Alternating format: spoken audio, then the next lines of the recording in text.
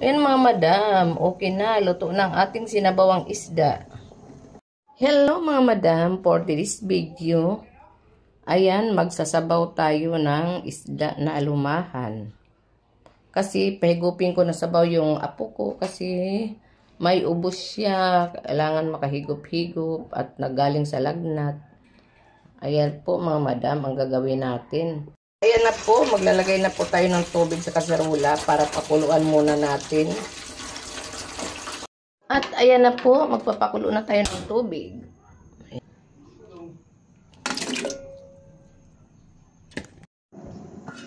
Ayan, kulo na po yung sabaw. Ilagay na natin ang isda.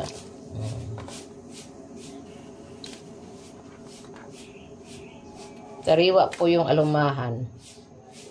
Ayan, pakuluin natin ulit.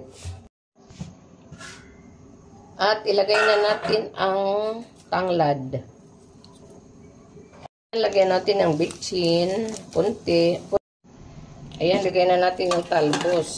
Ayan. At ilagay na natin ang kalamansi. Para may kunting asim. Lalo na ipapahigop natin sa baby. Yung sabaw. Ayan mga madam, okay na, luto ng ating sinabawang isda. At ito na mga madam, ang niluto kong isda na may sabaw at nilagyan ko ng kalamansi at tanglad. Ito na, luto na po mga madam.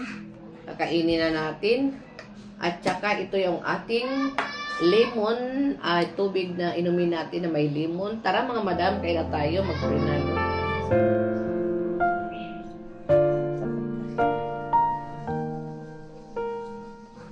Amen. O tara na mga madam, ito na, kakain na tayo ng niluto ni Mamita. Ito ang gusto kong kanin, medyo may tutong. Ang sarap po ng sinabawang isda, lalo na yung kalamansi ang ipipiga mo.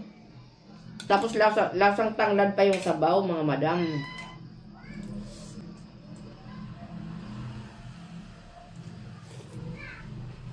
Yummy. Yummy talaga ang tinanglarang isda. Kain na mga madam.